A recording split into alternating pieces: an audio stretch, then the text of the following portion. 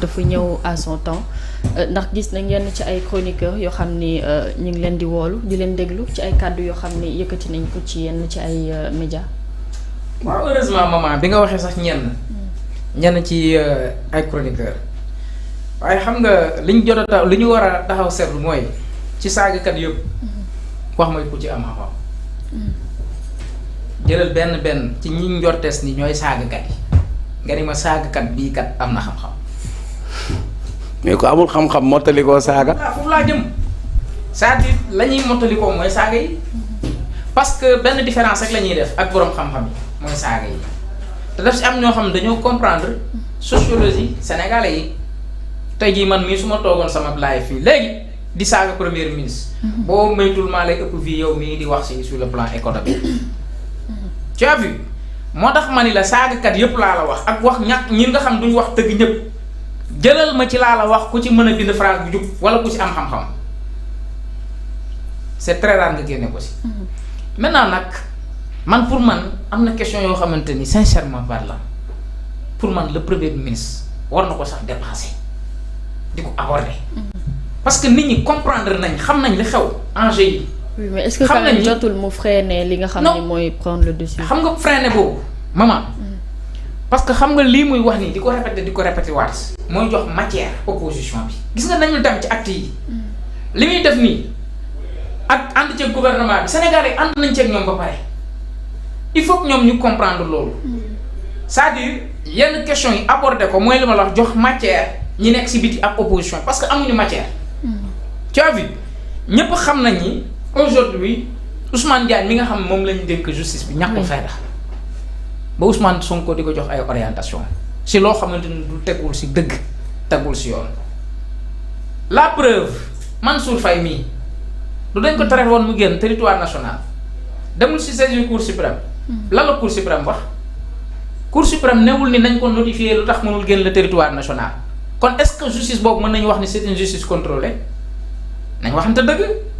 bu doon loolu la cour suprême du jël décision boobu ne notifier leen ko du jël sañ-sañ boobu c'est-à-dire ñi koy wax ñëpp c'est des gens qui n'ont pas d'argument amuñu matière moo tax nag des fois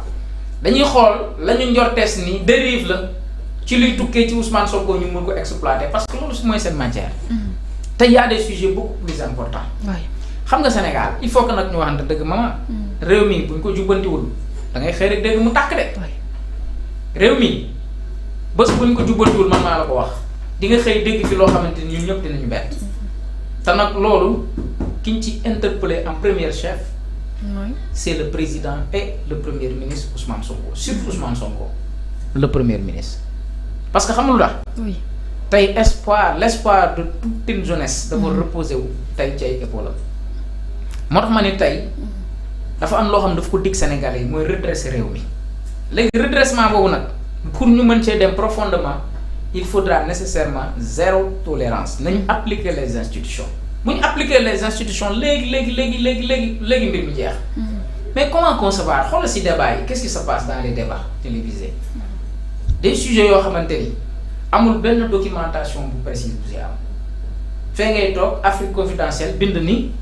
le premier ministre Ousmane Sonko bi muy nekk dans l'opposition dafa signé woon un pacte ak les rebelles xale yu rebelle lu Casamance yi pour bu gagner utal leen fu ñu nekk réew moom ñooñu jël loolu def ko débat te amuñu ci wax dëgg yàlla benn firnde réew moo xamante ni France Afrique confidentielle mooy toog fële ne le président de la République dafay déléguer le pouvoir à Ousmane Sonko alors que le président de la République n'a jamais dit ça. Je veux un premier ministre fort loolu kay leer na nañ ñun ñi jël waxu France Afrique confidentielle daal di koy def débat xam nga loolu bu ñu ko di seetaan mu di dem mooy ñu ngi jëm nag ci réew moo xamante ni bu ëllëgee bëy dina woy mbuus am na loo xamante ni kenn mënu ko seetaan ci réew mi débat di la ñu woote débat xam-xam y a des gens aujourd'hui qui ne sont pas du tout d'accord avec le premier ministre si la muy indi ak la muy wax mënul ñàkk mais dañ koy wax dañ koy def positivement saako nga saako te inquiété wuñ ci seen opinion koo fi dégg rek mu inquiété wu ci ay opinion fi mu toll nii ma lay wax nii jàppal ni opinion yi muy yëkkati rax na diw day fen diw nangam saaga yaay jàmbur xas yaay jàmbur saaga ñoo xamante ni defuñu la dara c'est ce qui se passe dans ce pays là moo tax je suis tout à fait d'avis avec le premier ministre parce que nee naa la bu ëllëgee moom la ñuy interpellé ci li nga xamante ni dafay xew en termes de dérive ci plateforme digitale yi. Très bien, en tout cas il est temps que ñu freiner ces pratiques yu ñu gis sur les réseaux ainsi que yenn médias yi. Junior. waaw man damay rafetlu nga xamante ne mooy déclaration yi nga xam. le premier ministre wax na ko parce que yaakaar naa ni fan yi rek maa ngi ciy àddu ci koor gi. Serigne su ma jumu yaa ngi fa woon. waaw ci émission After Ndogou parce que bi ñuy wax ci kàddu yi nga xamante ne ñu ngi koy gis gars yi di ko bëral ci espace public bi ànd ceeg benn ñàkk warma boo xam ne ni maanaam dafa jéggi dayo te dañuy seetlu benn mbir benn phénomène boo xam ne ni dafa mel ni dañu commencé di aller un peu vers la banalisation. te keroog maa ngi koy rappeler parce que on est quand même dans un état démocratique, une république boo xam ne ni la liberté d'expression est consacrée par la constitution sénégalaise. mais keroog rek maa ngi rappeler ne liberté d'expression dafa am mais bu ëppee day indi libertinage te libertinage mooy indi anarchie te anarchie moom fu mu am mooy pëccoxoo. dëkk dafay am day tegu ci yoon, dafay tegu ci ay loi, dafay tegu ci ay normes